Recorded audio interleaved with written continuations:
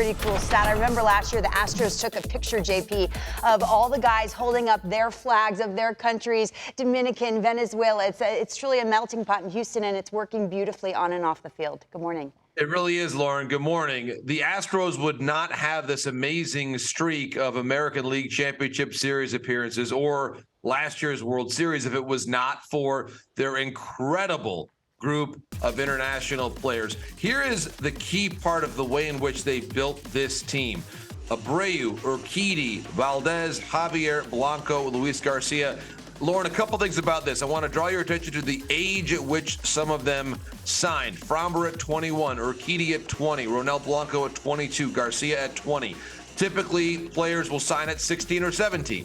This shows how patient and how thoughtful the Astros have been in their ability to sign these players. And all of those players on your screen a moment ago, Lauren, they all signed for a grand total of less than $200,000. When you have a robust international department, Ozo Campo, who is now, of course, with the Marlins, that is a way to make sure that your team can compete every single year. In our game tonight, 7:30 p.m. Eastern time on MLB Network, a look at this great collection of players all around the world. Brendan Donovan, born in Würzburg, Germany.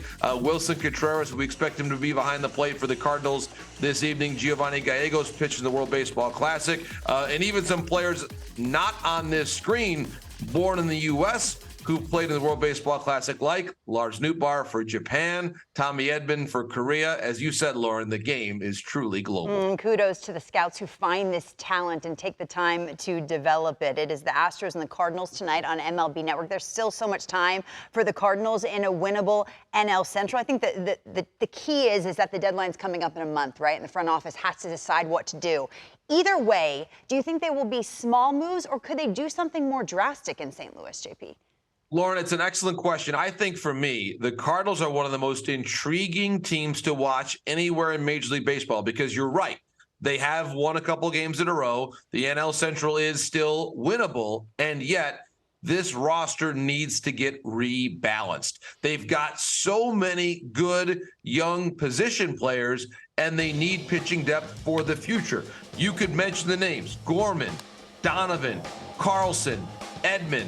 They've had to move around a lot of players. Of course, they've got the cornerstones in Arenado and Goldschmidt. And, of course, we can potentially see maybe Goldschmidt would be available in the next month or so. But I would expect, Lauren, that one of the names on your screen right now will get moved for a pitcher at some point between now and August 1st. And to be clear on this, that would not be an outright sell. It would be a change. It'd be a way of rebalancing the roster out to where you take from a strength and move it to an area where you have some weaknesses. And right now, the Cardinals' rotation has just not been as consistent as they would hope it to be when the season began. And when you've got that many young position players and even some names that either have been on the IL or elsewhere, this is where you could make a move. So, Lauren, I believe that no matter what their record is, that by August 1st, they'll make a move involving one of those four names that we just saw on our screen. I mean, JP, we've seen this before. We all remember the year the Braves won it all. They made about 6 moves,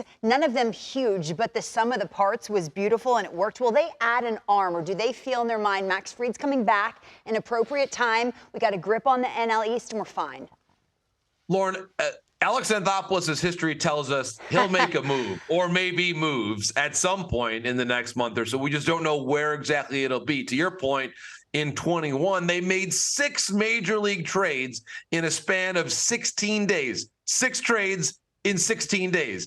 Last year's deadline, they made 3 moves. They're going to make a move. But to me, at the moment, I don't know if this is the year to make the big time move for a starter because, as you mentioned, Max Fried should be back at some point in the next month. They're not sure of the exact timing, but at last report, things were trending in the right direction. Also, outwardly, there's not a ton of high-end pitching available unless you see a team like the White Sox willing to listen on a Dylan Cease. There's not an abundance of starting pitching options out there that are of high quality, all-star level quality at the moment. One name that's interesting is on your screen there right now. Colby Allard, the lefty, is going to make his Braves debut today, coming off of the IL. They believe that he can start. Now, he did have a bit of a hybrid role in the past with Texas, but they think he's going to be a starter for them. So it'll be really interesting. Certainly, as we talked about, Alex Anthopoulos' default setting, Lauren, is to make a trade or two, and we'll see how that bears out in the weeks ahead. The only afternoon game on the schedule. Braves having a June to remember. JP Morosi, thanks so much, and enjoy our showcase game with Bob Costas. Thanks, Lauren.